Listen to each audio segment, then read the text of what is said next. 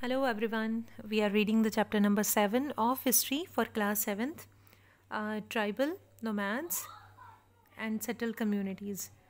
तो हमने पिछले टॉपिक में रीड किया था कि ट्राइबल पीपल कौन होते हैं और कौन कौन से पार्ट में इंडिया के different kind of tribal groups पाए जाते हैं.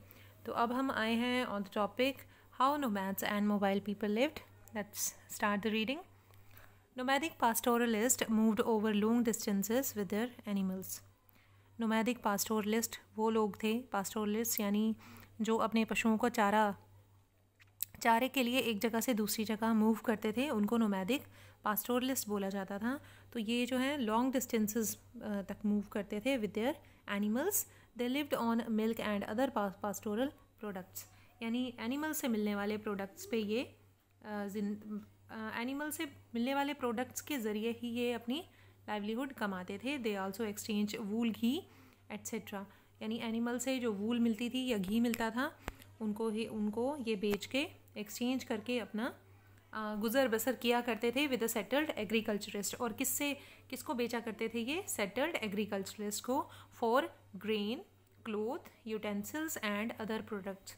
और उनसे बदले में क्या लिया करते थे? उनको वूल, घी, इस तरह की चीज़ें देकर उनसे बदले में ये अनाज लिया करते थे, कपड़े लिया करते थे, बर्तन लिया करते थे और दूसरे प्रोडक्ट्स ये लिया करते थे. किससे? जो एग्रीकल्चरिस्ट थे, जो खेती करने वाले किसान थे, उनसे. उसके बाद ये जो फिगर 2 और 3 है उसके बारे में हम रीड कर लेते हैं. फिगर जो ये डियर की हंटिंग दिखाई गई है, ये हंटर गैदरर्स हैं ये लोग. और इसमें दिखाया गया है कि कैसे जो पुराने पास्टोरलिस्ट ग्रुप्स थे या जो पुराने हंटर गैदरर्स थे वो कैसे हंटिंग किया करते थे. और उसके बाद सेकंड पिक्चर में ये एक्सचेंज दिखाया हुआ है कि कैसे जो ये पास्टोरलिस्ट ग्रुप थे, नोमैडिक ग्रुप थे, ये कैसे एक्सचेंज किया करते थे. ये अनाज लिया करते थे, जो भी सेटल्ड एग्रीकल्चरिस्ट थे उनसे अनाज लेते थे. ये अनाज इन्होंने भर लिया और ये उनको बदले में अपने जो प्रोडक्ट्स हैं वो दे रहे हैं यहाँ पे. तो ये इस पिक्चर में, फिगर में दिखाया गया है. उसके बाद फर्दर रीडिंग है. They brought and sold these goods as they moved from one place to another, transporting them on their animals. तो ये इसको, उन चीज़ों को जो ये एक्सचेंज करते थे, उन चीज़ों को किस पे मूव करते थे? एनिमल्स पे ट्रांसपोर्ट करते थे एक जगह से दूसरी जगह पे. अब यहाँ पे एक बहुत ही इंपॉर्टेंट ट्राइबल ग्रुप का नाम आ रहा है जो है द बंजाराज. तो बंजाराज कौन थे? Banjaras were the most important trader nomads, यानी व्यापार करने वाले घुमंतु प्रजाति के ये ट्राइबल ग्रुप्स थे. यानी ये घूमते रहते थे एक जगह से दूसरी जगह, इसीलिए इन्हें ट्रेडर नोमाद कहा गया है. They are caravans called tandas. तो इनके कारवांस जो थे, इनके जो ग्रुप में, जिन ग्रुप्स में ये एक जगह से दूसरी जगह मूव किया करते थे उनको टांडास कहा जाता था. Alauddin Khalji use the banjaras to transport grain to the city market. Alauddin Khalji एक मुगल रूलर थे अलाउद्दीन खलजी जो है, खलजी डायनेस्टी के एक रूलर थे जिन्होंने बंजारास को यूज़ किया. किसके लिए? ट्रांसपोर्ट करने के लिए grain to the city market. City market में ये ट्रांसपोर्ट करने के लिए ग्रेन्स किसको यूज़ करते थे? बंजारा ट्राइबल के लोगों को. तो emperor Jahangir wrote in his memories that Banjaras carried grains on their bullocks from their different areas, sold it in towns. They transported food grains for the Mughal army during the military campaign.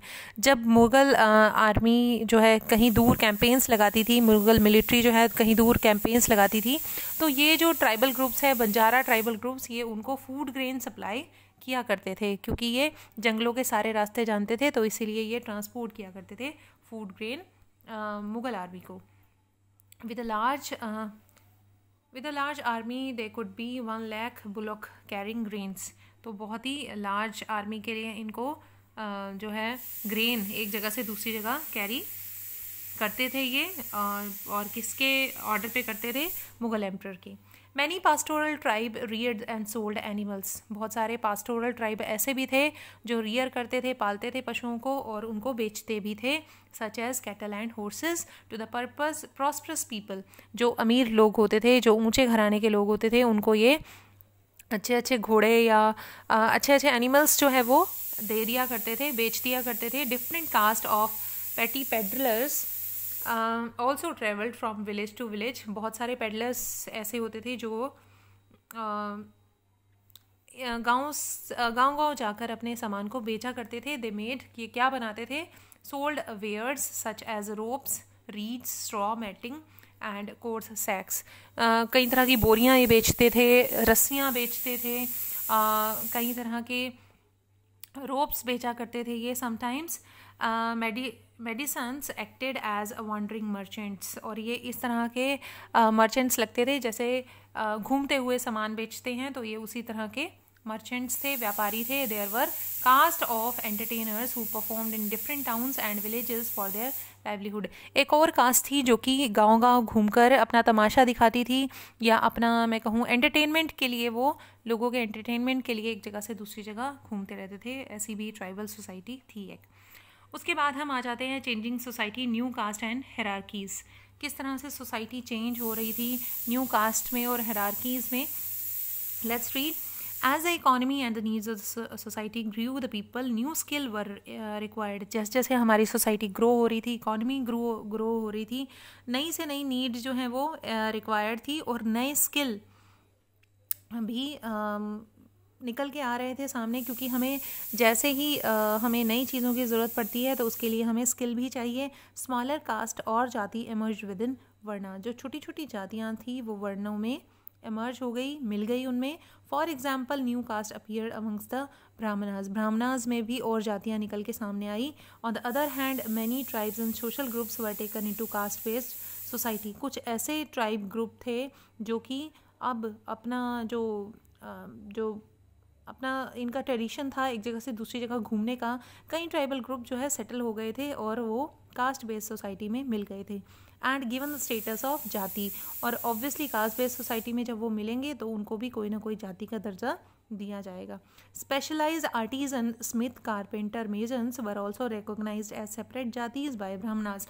अब ब्राह्मणों ने क्या किया था, Smiths को, जितने भी लोहे के प्रोडक्ट बनाने वाले थे, या फिर कोई मूर्तिकार थे, या कारपेंटर थे, या मेजन्स थे, उनको अलग अलग जातियों में डिवाइड कर दिया था। Jatis rather than varnas become the basis for organising society, तो जाति जो थी वो बेस बन गई थी हमारी सोसाइटी का उस समय। तो ये हमने पढ़ा है आज के पार्ट में। होपफुली आपने अच्छे से सुना होगा और समझा होगा। तो नेक्स्ट पार्ट में हम नेक्स्ट टॉपिक लेकर आएंगे। Till then bye bye, thank you very much.